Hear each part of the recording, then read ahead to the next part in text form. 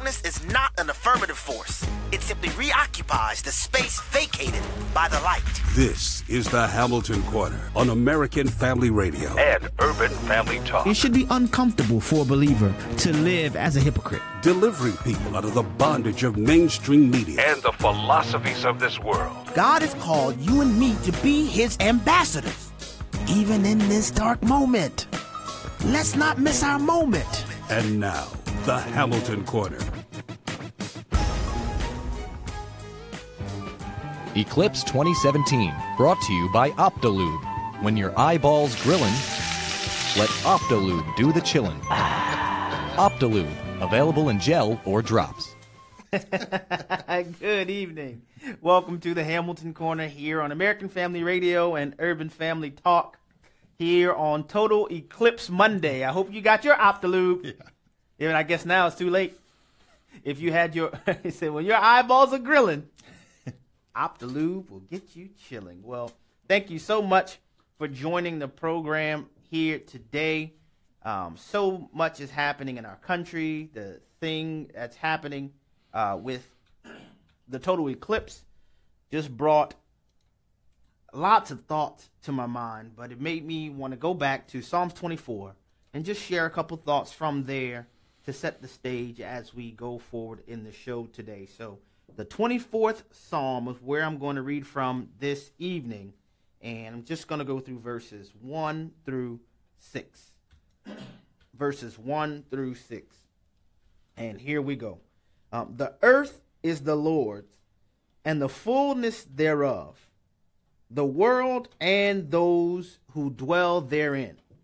For he has founded it upon the seas and established it upon the rivers. Now, from there, I've said this before many times, and I'll say it again here now.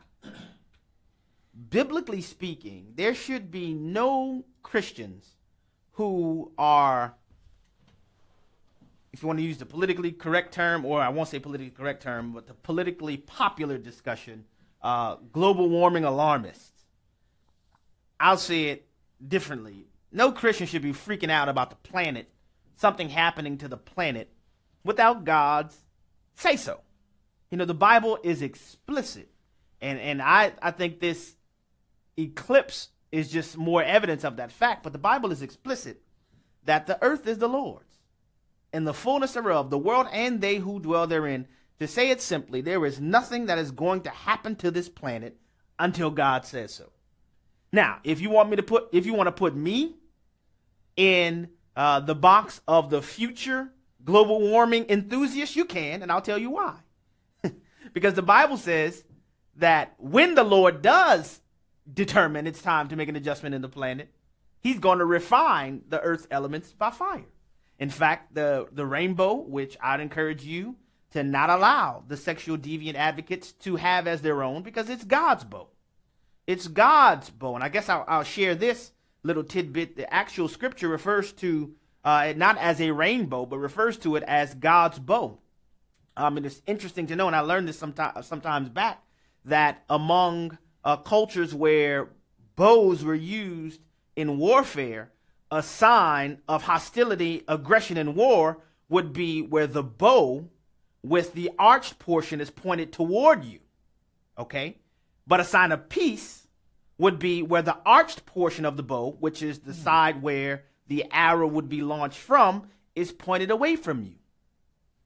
I think God is pretty smart when he expressed his covenant with mankind, in that his bow, the Bible says his bow in the sky is a sign of his covenant with mankind, that the Lord would never again judge the earth by water. So when you see that bow, the arched portion, no matter where you are in the world, that's amazing. Whether or not you're on, the southern hemisphere, the northern hemisphere, wherever you may be, when the bow appears in the sky, the arched portion of it is pointed away from the earth.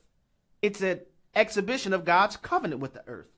But again, and Peter picks up on this, but it is this same God with the very same word with which the heavens and the earth were created, the very same God who covenanted not to destroy the earth by water ever again. It is this same God who holds this very earth in reserve, because the earth will be judged by fire. where the Earth's elements will be refined by fire. So those who want to say that they're global warming enthusiasts, I say, well, I can agree with you. It's just not yet. And I'll add this in. Man isn't big enough, strong enough, nor resourced enough to do anything about the global warming that is to come. So it is incumbent upon you. And in fact, you and I really can use it as an evangelistic outreach tool for those who are global warming enthusiasts or concerned about it. We can share the gospel that there's a global warming coming that you don't want to have any parts with. And as an encouragement to take cover in the ark of safety, which is Jesus Christ. But in addition to this, when I was thinking about this, I said, man, God, you are amazing. Because for all of those people who would be, apologists and proponents of macroevolutionary theory, they would have to explain a couple things to me. One, for example, that the whole concept of the Big Bang was a later development of macroevolutionary theory. It wasn't an original component. It's something that was an attempt by those who advocated for that theory to deal with their new discovery of new information. And they say, oh, man, we have no room in our theory for this. Oh, I have an answer. The Big Bang theory. And I'm saying, okay. So with this random chance and over time, that provides in your mind for the wonderfully specific, mathematically consistent and succinct universe that we are living in that would allow us to predict the appearance of what many people are experiencing today, this total eclipse phenomenon. This, in my estimation, I would just submit to you that this is more evidence of an intelligent designer, and he is the God of heaven and earth who put on flesh, stepped into human history, and said there was no bridge made for which man to cross, so he would become that bridge. I'm just saying. That is what this whole eclipse phenomenon causes me to think of. But let me keep going in this Psalm chapter 24. 24th Psalm. The earth is the Lord's and the fullness thereof, the world and those who dwell therein. For he has founded it upon the seas and established it upon the rivers. Who shall ascend the hill of the Lord? And who shall stand in his holy place? Verse 4, he who has clean hands and a pure heart, who does not lift up his soul to what is false, or the King James says here, unto vanity, and who does not swear deceitfully. See, this is my encouragement from today. When you see the wonderful phenomenon that creation displays, and even Romans says this, that man is without excuse, Romans 1 says it, because what can be known about God has been made evident to them, is made plain to them through the general revelation through God's creation. When we see the evidence of this intelligent designer, it should cause each and every one of us to be sobered by the fact, wait a minute, if this is his earth, that means just as the earth is accountable to function as he set it up, we too will one day have to give an account for how we lived with the time he's given us. See, it's amazing to me in this 24th Psalm, the Psalm of David, that he begins with the general revelation of God's sovereignty and superintendence over creation, and then goes to the next question, and who shall ascend into the hill of the Lord? Then it answers the question, he who has clean hands and a pure heart, who does not lift up his soul to what is false, and who does not swear deceitfully. Verse 5, he will receive blessing from the Lord and righteousness from the God of his salvation. Such is the generation of those who seek him, who seek the face of the God of Jacob. And when it says there, he who does not lift up his soul to what is false, again, I think about these people who are the global warming and alarmists and things of that nature, your Al Gores and such. I learned a long time ago, when a man rattles off eloquent speech, you have a responsibility to watch his feet. When a man speaks, you watch his feet. That's a crude way, not necessarily crude, but a way to say, when somebody's talking, watch the way that they're walking. And when you see the two, you'll probably get some evidence, get some truth, get some revelation. Well, when I hear people like Al Gore talking, all of this Jasmine Rice he talks and all of these things he's discussing, I say, isn't it amazing that the same guy who's running around the world telling everybody that the sea levels are going to rise is the same guy who's buying waterfront property.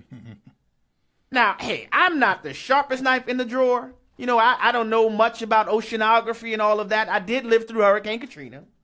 But if I thought that the sea levels were rising, I probably wouldn't buy beachfront property. I'm just saying. I probably wouldn't. And it's because, quite frankly, Al Gore is nothing more than a well-dressed hustler.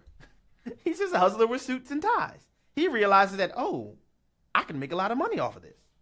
So, and it's just interesting to note that, you know, people do a little research and, you know, you talk about the jets and things that they travel in. But I find it interesting that the evidence shows that Al Gore's own home burns through 21 times more electricity than the average American home. Now, this is despite renovations, you see.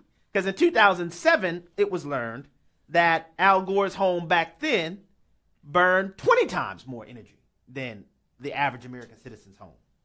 And so he underwent nearly $500,000 in green renovations to try to alleviate that concern, right? Nearly $500,000. And following his investments in, I'll tell you what some of the investments were, $60,000 on rooftop solar panels and $90,000 for geothermal heating systems and $55,000 on rainwater retention systems. And it resulted in his solar panels generating only 5.7% of his energy needs. The equivalent of 21 days of the annual electricity usage. I mean, I'm saying this again, and this is fits right in, because when David is writing Psalm 24, who shall ascend into the hill of the Lord? He who has clean hands and a pure heart, and who does not lift up his soul to what is false. See, the thing is, we have to be a people that we are not moved back and forth by merely the advertisement, the marketing campaigns. But, you know, as Proverbs says, we look well into the matter. Following his $500,000 green overhaul of his home, it turns out that Al Gore's energy consumption between August of 2016 and July of 2017 increased over 10,000 kilowatt hours higher per year than it was before the green renovations. So not only, because back in 2007, he was using 20 times more than the average American citizen's usage. Now he's using 21 times more. His energy consumption has increased for the same home than what it was over 2007. So all I'm saying is that we don't want to lift up our soul to what is false. But we want to have clean hands and pure hearts. And to get back to the original point, and I'm kind of making light of some of these things, but there's really an important point I want to make, is that as believers, we don't have to be alarmists concerning, you know, the world and what's going to happen, because the Lord is sovereign over the planet. It is the same Lord who perfectly positioned our earth with the proper tilt. If we were any closer to the sun, we'd burn up. Any further away, we'd freeze to death. But we're smack dab right where we need to be, because the earth is the Lord's. Now, of course, there are lots of other specific details that I can go into. The research that is just giving more evidence to what the Lord has already said. I mean, do your research, yes. Study to show yourself approved, yes. Be a workman worthy of hire, rightly dividing the word of truth, yes. But he already said it, the earth is the Lord's, and the fullness thereof. So I can do my research from a position of faith and confidence, and not from a position of alarmism, nor from a position of, well, you know, I have to be able to debate. No, because the biggest fact in this discussion, in my opinion, is the Lord of hosts. Now, I know there's some people who don't agree with that, who don't necessarily like that, but I take great comfort from that. So as we are watching these things, like these eclipses, let's be mindful of Psalm 24. When David says, the earth is the Lord's and the fullness thereof, the world and those who dwell therein, for he has founded it upon the seas and established it upon the rivers, the immediate next thought is, who shall ascend into the hill of the Lord? Who shall stand in his holy place? He who has clean hands and a pure heart, and does not lift up his soul to what is false. All I'm saying is that as we watch the beauty of the Lord's creation, let's not forget the beauty of the Lord, who still, as though it may seem out of date to some, holiness is still at the top of our Lord's agenda. So because it's at the top of his agenda, we probably should put it at the top of our agenda. You are listening to the Hamilton Corner on American Family Radio and Urban Family Talk. Thank you so much for tuning in. When we come back from the break, we will go into the foolishness du jour.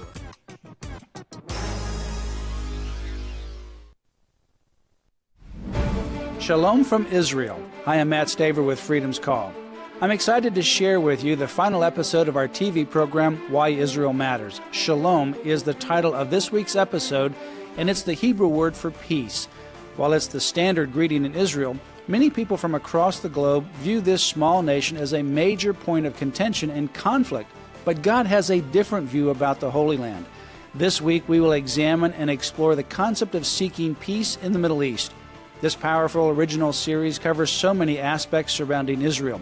No matter how much you already know about Israel, you will be inspired and educated in new ways. Visit Liberty Counsel's webpage, lc.org, to find airtimes or to watch online. You can also get the free downloadable book, Why Israel Matters to You and Your Family. It provides lots of information about why Israel matters. That's lc.org.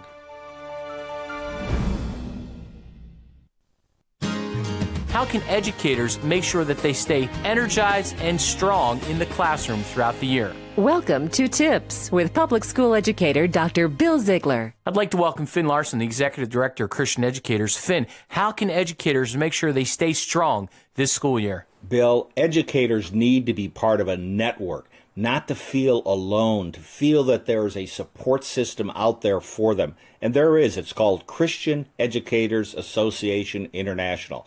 We encourage, we empower educators so that they don't feel alone. It's the one thing I hear from across the nation. I always thought I was alone. You're not alone. We are a network of thousands of educators. We're here to serve you. Christian Educators Association. Information about the Christian Educators Association is available at 4tips.org. That's the number 4, TIPPS.org. Another school year looms on the horizon, bringing with it shopping trips for school supplies, shoes, and pants that reach beyond mid-shin. The American Family Association reminds you that Target's open-door, restroom, and fitting room policy continues, and we urge you to steer clear of Target. Access to you and your children in areas which should be private and safe is not acceptable.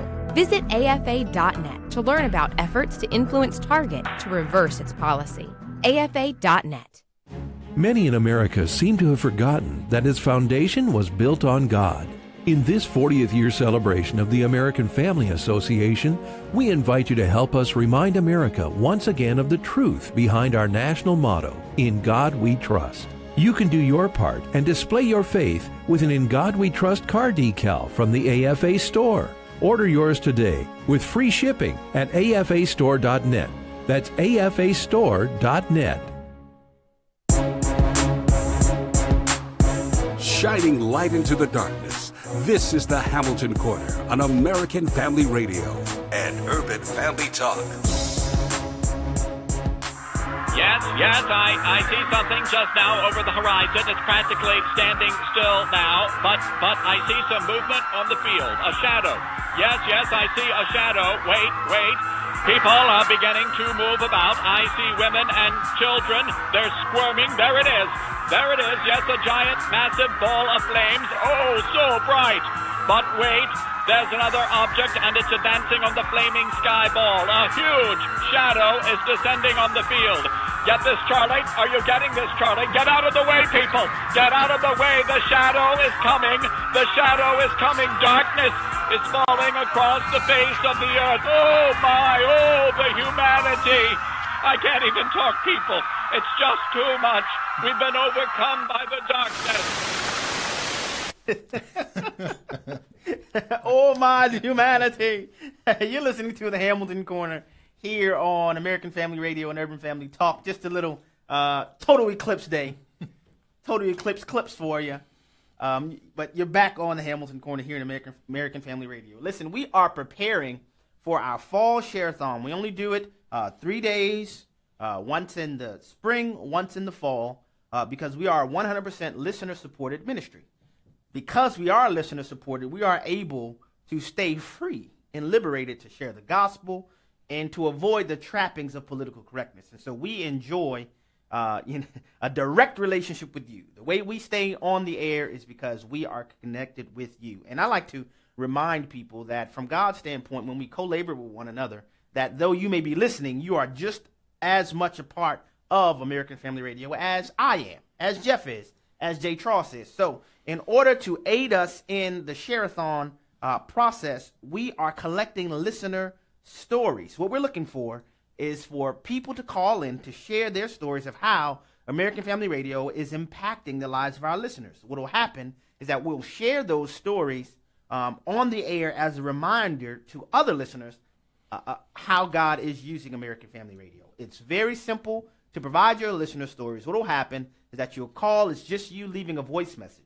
Our creative team will then put together a spot to air of the recording during the share-a-thon, and we have found that those listener testimonies are very profound. So when you call, all you would need to do is give your first name, the state that you're calling from, and then share your story. To do so, the number to call is 877-876. Again, 877-876-8893. When you call, you just give your first name, the state where you're calling from, and then share your story. So would you please consider doing that to encourage other people to support American Family Radio? Well, getting to some of the foolishness du jour, it was just reported, and actually I heard our news break talk about this during the break, where the primary suspect in the terrorist attack in Barcelona from last week, where a van was used to drive into pedestrians on the lost, man, I just had the name right in front of me, and I just lost it. Let me see here. I have it right here. Yes, the vehicle attack in Los Ramblas in Barcelona, which I'm very familiar with. Y'all know I'm from New Orleans, so you have thoroughfares where people just walk. And Los Ramblas was just one of those walkways, and where you had the van literally weaving, mowing people down in Barcelona, Spain. There, where now we know as many as 15 people, up to 15 people now, have been declared dead as a result of this terrorist attack, and over 100 people were injured. Well, the main suspect, who has a Moroccan descent, was found and killed. It was reported today that he was found and killed. The guy's name was Yanis Abu Yaqub. And when he was found by Spanish authorities, he was found to yell out, "I want my snack bar," before he was shot. Y'all know, "I want my snack bar." You know, that's what they say. "I want my snack bar." I'm not going to say that on the air. Y'all know. And as he was mowed down, as he was killed by the Spanish authorities. Immediately following the terrorist attack, ISIS declared that they were responsible for that terrorist attack. So now this is on the heels, and I should say this, that this Yanis was killed just about 30 miles outside of Barcelona, where the terrorist attack occurred. This follows the Spanish authorities' immediate location of some other people attempting to perpetrate a similar attack in a city about an hour outside of Los Ramblas in Spain. So I just wanted to share that information with you because the fight against Islamic terrorism continues. You know, and it boggles my mind, the people that are unwilling to embrace or face that reality. But I wanted to share some audio with you from CNN. Why am I doing this? I don't know. As if I need to. But just to remind you, when CNN is declared to be fake news, that is not an overstatement. I mean, these people, they've gone off the deep end. And this audio, this is embarrassing, quite frankly. This is embarrassing that this was displayed on our national media. This came from last week, but I feel like it's important to share this with you now. So if you would, Jay, would you go to clip 1 and let's play that audio. In light of the uproar of the last several days, 5 days apart, you have white supremacists in Charlottesville use a vehicle to kill, and here you have attackers, at least following the modus operandi of terrorists, using vehicles apparently to kill as well. And those shared tactics that should be alarming. Yeah, and there will be questions about copycats. There will be questions if what happened in Barcelona was at all a copycat version of what happened in Charlottesville, Virginia, even though there may be different characters, different political ambitions. They use the same killing device, a vehicle going at high speed into a large group of pedestrians. calm down, Abe. Speak with your inside voice. You got to be kidding me. I mean, this, if you didn't know already, that if you watch the Crescent News Network, the Clinton News Network, the Crime News Network, you're not watching news. I mean, this is nothing more than a propaganda entity. For them to have the audacity, and that was Jim Sciutto and Wolf Blitzer on CNN saying that the murdering terrorist in Barcelona is a copycat of what happened in Charlottesville. And I'm saying, for you to say that with a straight face, you cannot be that ignorant. You cannot be. You know, because it's either you are ignorant or you're lying. It can't be both. It can't be both. And I am landing on the end that these people are intentionally deceptive because they're not that dull. They're not. For him to say that's a copycat of Charlottesville, can anybody remember London? Can anybody remember Nice, France? Does anyone remember Paris, France? Does anyone remember Brussels, Belgium? I mean, I can go on and on, where these people consistently used vans and motor vehicles to perpetuate their murderous attacks. But for Wolf Blitzer and this Jim Sciutto guy to get on national television and say, oh, well, I don't know. I mean, geez, Jim, I don't know, guys. It seems, I don't know. And it may be different characters, but vehicle, crowd, must be the same. That's ridiculous. That is ridiculous. And it's just a further demonstration that these people are the personification of fake news. But it's not merely fake news in terms of, oh, we just got a story wrong. Gee, I just missed that one. No, it is intentionally deceptive fake news. They know that they have people in this day and age that may not take the time to just do a little bit of research. I mean, London just happened. These things, it's not like these things are like decades ago. But I'm telling you, the goal is nothing short of attempting to thwart the president's administration and to bait people to be all wound in their emotions and void of facts to come to conclusions that have no bearing of reasoning whatsoever. No bearing of reasoning. No bearing on reasoning whatsoever. So following, I mean, and the thing that I continue to take great umbrage at is that these people think we're that dull. And it is the height of condescension. It is the height. You know, you had the videos put out by Project Veritas where James O'Keefe's people were able to interview that high-level producer at CNN. And they're saying, yeah, man, we know it's not true.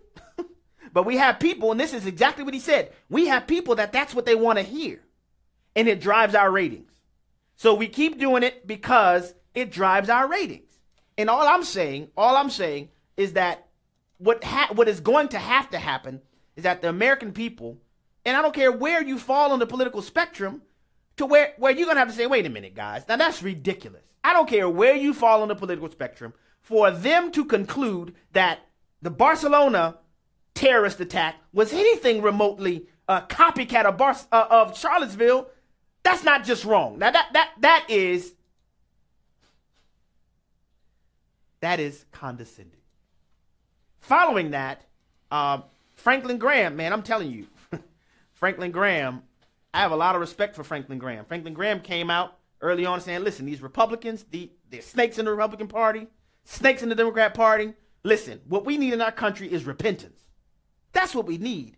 Toured all of the state capitals calling on people to pray. Franklin Graham posted over the weekend on Twitter, he said, politicians should stop saying Islam is a religion of peace. Jeez, Franklin, tell me how you really feel. He said politicians should stop telling people Islam is a religion of peace. He says, quote, we are making a mistake by allowing the operation and spread of the dark and dangerous teachings of Islam. He then went on to quote, and this is from an article written by a former CIA officer.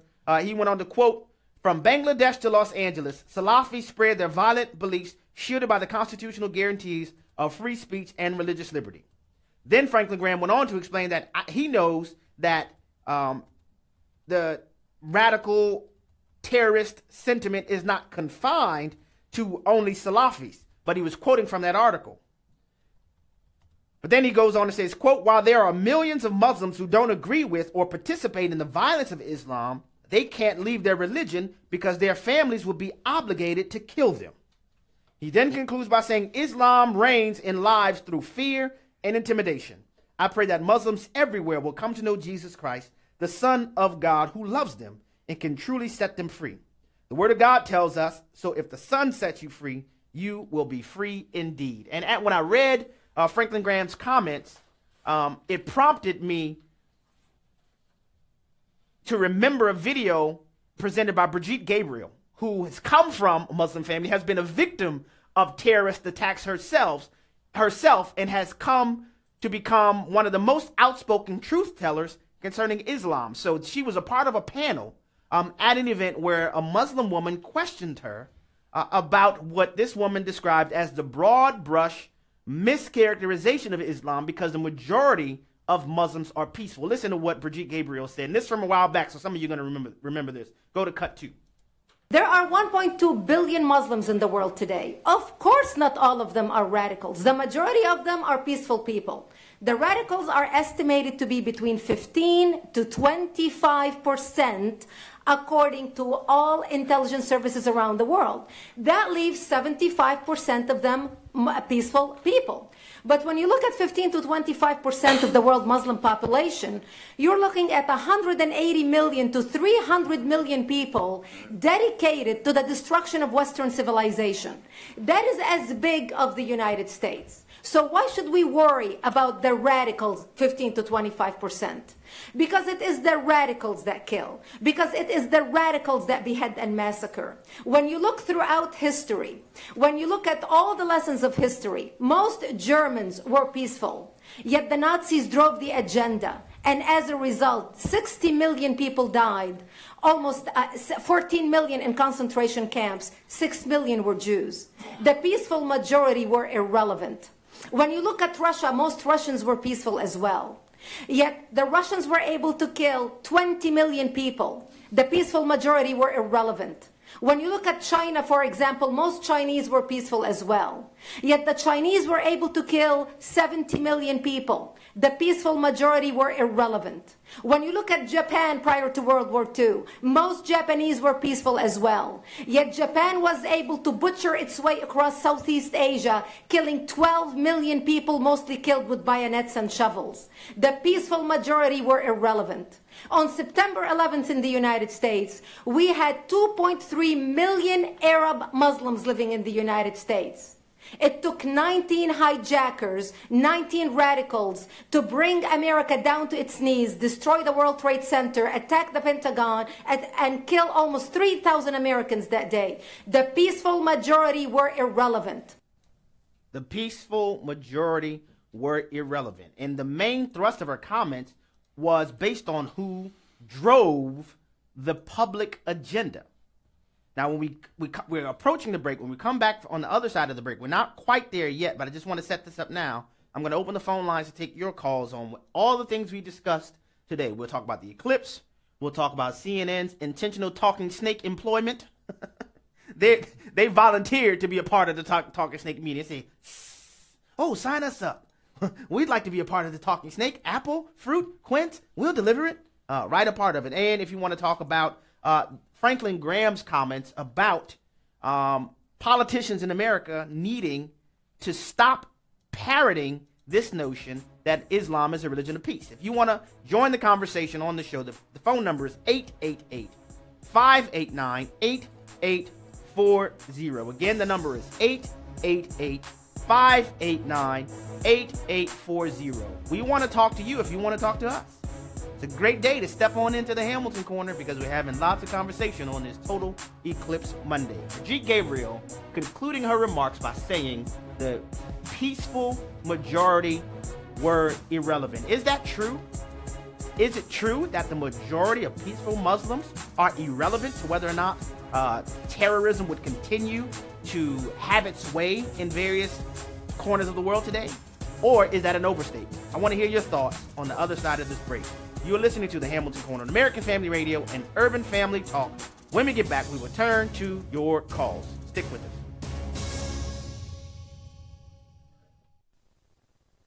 You know, the Bible describes Jesus' last days on planet Earth. Hello, everyone. I'm Tim Wildman with American Family Association and American Family Radio. We're going to Israel, the Holy Land, March 8th through the 16th. And we'll be visiting those places that the Bible mentions in Jesus' last days, including his time in the Garden of Gethsemane, which is on the Mount of Olives. We're also going to go to the house of Caiaphas and see the very steps that Jesus walked on his way there from the Garden of Gethsemane. And then finally, that day we'll be going to the Via Dolorosa, the path that Jesus walked to the cross.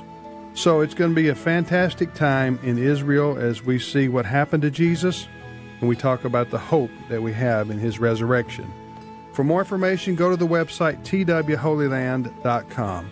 That's twholyland.com, or call 800-FAMILIES, option 5. 1-800-FAMILIES, option 5. Even if you don't remember it, you have probably heard that there was once a day when doctors in America made house calls. I read about someone recently who said, "You think you have problems? We have a plumber who no longer makes house calls." Think about how blessed we are to have water in our homes, and even hot water, and showers and bathtubs and indoor sanitation, dishwashers, and yes, even plumbers who will come and repair them when they break. These are blessings that many millions in our world do not yet enjoy. Every day we should be grateful to God from whom all our blessings flow. This is David Jeremiah encouraging you to get on the road to new life. Discover how to thank God on Route 66. Route 66, driving the word home. Log on to Route66Life.com and get your roadmap for life. Route 66. Start your journey home today. Hello, Americans. I'm Todd Starnes with news and commentary next. Not only does looking at a total solar eclipse fry your eyeballs, but apparently it deep fries your brains. That's the only possible explanation for a story published by The Atlantic magazine. Brooklyn law professor Alice Ristroff penned an essay about the Great American Eclipse. The professor seems to think the eclipse is racist. Let me say that again. Professor Alice Ristroff of Brooklyn Law School believes today's eclipse is racist. She bemoaned the fact that few black people live in the path of the eclipse. Therefore, the universe hates black people, and I can already see the headlines. Moon blots out sun over Idaho. White supremacy suspected. Trump refuses to apologize for racially offensive moon blotting. You know, it's sad that people have to make everything under the bright blue sky about racism. And by bright blue sky, I mean, don't call me a racist. I'm Todd Starnes. The Hamilton Corner podcast and one-minute commentaries are available at afr.net and urbanfamilytalk.com. Back to the Hamilton Corner on American Family Radio and Urban Family Talk. Welcome back to the Hamilton Corner here on American Family Radio and Urban Family Talk. I have a story before me that I've been having it in my stack for a while, but there was an imam in California, Northern California, who was literally caught on camera encouraging American Muslims to eliminate the Jewish people and praying on camera for the death of Jewish people during a sermon. His name is Ammar Shaheen. Now, Shaheen is a well-educated Muslim with a bachelor's degree in Islamic studies from Egypt. He came to America in 1999 and obtained a computer engineering degree. But now he's an imam, and he's on camera, saying these things. You know, I've long maintained that if people who would attempt to oppose Islamic totalitarianism on a religious front, they're completely missing the boat. I would suggest that we do so on the basis of treason and sedition, that any ideology that would seek to overthrow the U.S. Constitution, seek to subvert it, and pivot the nation toward another legal means without going through the political process is a treasonous and seditious effort and should be rejected on that basis. But as promised, let's get to the phone lines. We'll begin by going to Jackson, Tennessee, where we have Shirley calling from Jackson, Tennessee. Shirley, welcome to the Hamilton Corner. Thank you for taking my call. I find it interesting that anybody would listen to the Muslims their, I don't know, imams when they're telling everybody else to go kill, but they're standing there in their little pulpit situations not doing any of it, that we guess. Anyway, but I found your comments about Brigitte Gabriel are right on. I love her. I love Trump. And we're just going to pray for America. And the solar eclipse, my family is in Nashville. Oh, wow. In Ground Jackson, zero. it wasn't so, it wasn't so dark in Jackson. We really didn't see much. But in Nashville, my niece's comment, she's 14, she said, this was spooky like Jesus coming because it got so black dark that people were running out of grocery stores just to see this and taking pictures and sharing them. So they found it quite an interesting thing. But it reminds me of Ezekiel chapter 8, sun worship. It talks about sun worship and links it to a lot of evils in society. And I didn't care to see it myself.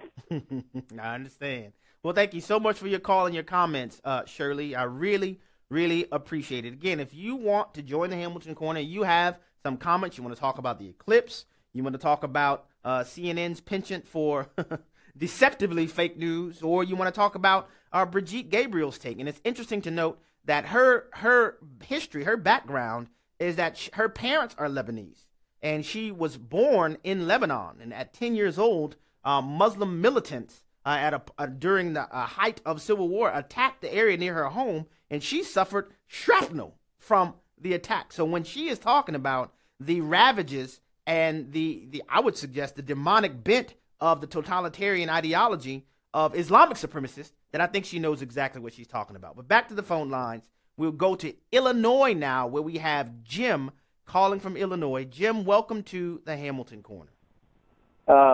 Abraham, you're right on the mark. Our country's laws are not Sharia. We have a U.S. Constitution. That's what our law is based upon. So no nix Sharia law. You talked about CNN. I call them the Clinton or the Communist News Networks. They're fake news. That's all they are. And as far as our politicians, Abraham, we've got to stop this caving into political correctness crap. That's what happened. You know, I voted for George W. Bush twice, okay? He was a good man, but I can still hear him saying, and you probably can remember this, that Islam is a religion of peace. It is not a religion of peace. You know, in that clip she talked about the number of Muslims in this world. Well, she said 1.2 billion. That sounds about right. So if 15 to 25% she estimated are radical, my goodness, we're talking between 250 and 300 million radicals who are dedicated to the destruction of Western civilization. We have to take a stand against this, and we have to force our politicians to come out and say, listen, guys, I know this isn't politically correct. This is not a religion of peace. People that are dedicated to the propagation of this type of faith want to destroy our civilization, and we have to stand up against it. We just have to do it. Jim, thank you very much for your call. And her point was, and remember, the context of this conversation is important. There was a woman who was wearing a hijab, and she took issue with Brigitte Gabriel's position on Islam and asked Brigitte Gabriel, why does she refuse to acknowledge the peaceful Muslims who are not terrorists? And Brigitte Gabriel laid out a thorough case, in my opinion, marching through several things. She talked about Hitler's Germany, how the majority of Germans at the time more than likely were peace-loving Germans, but it wasn't the peace-loving contingent that drove the agenda for the populace. It was the ones bent on murder. And so in her assessment, she concluded that by saying the peaceful majority were irrelevant. And she brought it all the way around to September 11th, 2001 here in America, where there were over 2.6 million Muslims in America, but it only took 19 to bring America to its knees. So we have to get real about what we're facing and stop allowing ourselves to be bogged down in political correctness and call a spade a spade. Back to the phone lines. We'll go next to Germantown, Tennessee, where we have Murph calling from Germantown, Tennessee. Murph, thank you for your call. Welcome to the Hamilton Corner.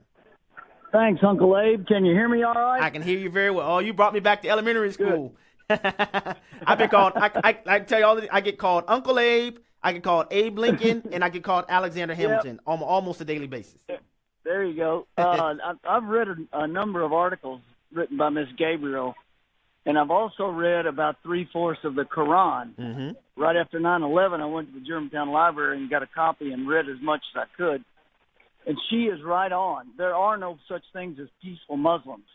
The ones that are peaceful are backsliders, and their hearts and souls are in danger. According to the Quran, if you are a backslider, you will have molten lead poured in your ears in hell. So there are no moderates. Now, this gentleman in Northern California that's speaking this kind of information from the pulpit, according, I think it was Justice Oliver Wendell Holmes, and there may have been a couple of Supreme Court rulings regarding hateful and malicious speech. There's a time, a place, and a manner, but to advocate the destruction of the United States or anybody else that's an American citizen is, like you said, that's a punishable offense. I don't know if it was treason, but it might be sedition or something along that line. Mm-hmm. So, yeah, I don't understand why the local authorities haven't looked into this. Because well, I think you understand very well why the local authorities haven't looked into it, because it's in California. You don't have to go any further than that. And again, and I've said this consistently before coming on to AFR. I've said it on Urban Family. Anybody who would attempt to litigate this on religious liberty or the lack thereof grounds of religious liberty, they're barking up the wrong tree. That we have a sufficient legal framework dealing with seditious and even treasonous activities. I think it will be more, I agree with Murph, that it will be more along the lines of seditious activities that would put it within the ambit of a federal criminal investigation. And I remember one time when I made this statement, somebody asked me, well, Abraham, would you have any problems with a Christian church being investigated criminally if a pastor of a church was accused of sedition? And I said, well, if you apply the legal framework where in order to do things like, for example, get a search warrant and other things, you have to have reasonable suspicion, which builds into probable cause. I don't care who it is. If you have a person that is purporting to be a Christian, but they are advocating for the tyrannical overthrow of the U.S. government, investigate them. I don't care what they call themselves. I have no problem saying very clearly, if you have these people advocating for the overthrow of the U.S. government by forcible violence, that they need to be investigated. And so I don't see why we don't apply that same tact concerning these issues. Now, back to the phone lines. Warrington, Virginia. We'll go to Warrington, Virginia now, where we have Ron, who's been holding. Ron, thank you for your patience, and thank you for calling the Hamilton Corner. What's on your mind? Hey, Mr. Hamilton, I just have to say I've only heard you for the past about 15 minutes, but I'm very impressed with what you have to say, and I'm very happy to hear somebody in the public media saying the facts that you're saying. I have served this country for over 24 years in the military, and for us to be handing over our country based on the things that people are doing without facts, without due process, is just shameful. Shameful what we're going through. Oh, I agree with you 100%, Ron. Thank you for your call. It is shameful.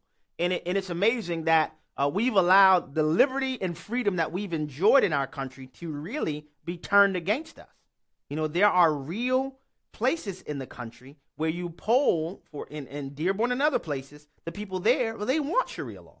They have things set up like Sharia councils and Sharia tribunals where I'm saying, well, we don't need that. This is the United States of America. This is the USA. But this is what happens when we have people who have been welcomed into our country, but they don't assimilate. As I always say, there's a huge difference between having a melting pot and having a salad bowl. In the salad bowl, you have all individual features that people don't become American. We don't want people to just come to America. We want people to become Americans. And I don't see what the problem is with that. Back to the phone lines. We'll go next to Huntsville, Alabama, where we have Kathy on the line calling us from Huntsville. Kathy, thank you for calling the Hamilton Corner. Welcome to the program. Thank you. It has been great listening to you at this time of the day. I love it. Oh, thank you very much, Kathy.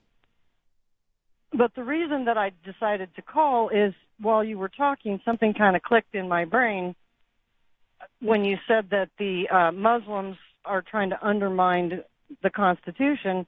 And, one of my things that I've thrown out at some of my liberal associates is, why is it that you have no tolerance for Christianity, but you love the Muslims and Islam? And I finally realized why. It's because their goal is the same, and that is to undermine the Constitution. Ding, ding, ding, Once ding, the ding, Constitution ding, ding. is out of Sure, the way, she's won.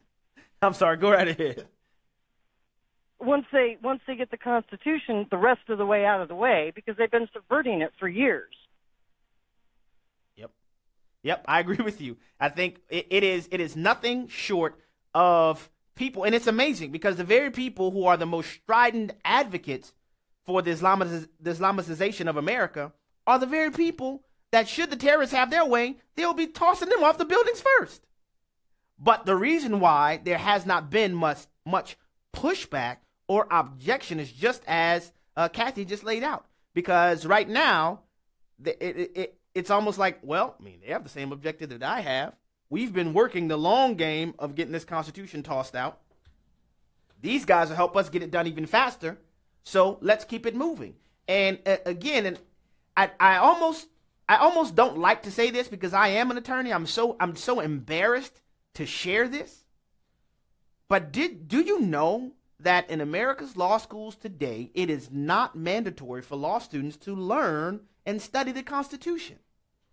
If you take, in 99% of the America's law schools, if you take a constitutional law course, you are going to be studying case law. You are not going to be reading the articles, reading the amendments, reading the Federalist Papers, reading the arguments and the ideas and the things that went into framing the Constitution and the Declaration of Independence. You will spend all your time reading and studying case law. The case law method of legal education is nothing more than macroevolutionary theory applied to law. It's called legal positivism. But let me try to get to one more caller, and then I'll go back to this if I can. Sioux City, Iowa is where we'll go next. Paul, you have 30 seconds, my man. Welcome to the program. Hey, Abraham, how's Sarah? I'm doing well. Thank you for calling. What's on your mind? No, I said, hey, Abraham, how's Sarah? How's Sarah? I have heard that one. Hey, real quick. I mean, it goes all the way back to actually Abraham and Sarah, right? They wouldn't wait on God, so that's what brought Ishmael. And if you go back and read the scripture back there, it tells how he's going to be in life, right? Yeah, it does. And then wherever they go, they want to take over. And so we got Muslims in our government even. I mean, that tells you how far we've let this thing go. Yeah. So, and if I have time real quick, I want to make a comment on the eclipse real quick. 10 seconds. Here's what God spoke to me this morning. He said, when Cain killed Abel and put an X on his forehead, that was actually a cross, the innocent blood of Jesus, or the innocent blood. He killed Abel, his brother. It was innocent blood. We're going to be judged for the innocent blood. Thank you for your call, Paul. I'm sorry we couldn't go any further, but listen, back to what I was saying before about the legal positivism, that we don't study the Constitution in our law schools. You know what lawyers become? Judges. Those judges turn out like the Seventh Circuit Court of Appeals judge who says that we have no use for studying the Constitution or its history or its amendments or its context or its impact and import to our country. We need to learn the Declaration of Independence in concert with the Constitution, funnel the principles of the Declaration through the preamble into the Constitution. Then we would have the proper legal framework to oppose any totalitarian ideology. Not exclusively Muslim Islamism, but any ideology that opposes the Constitution.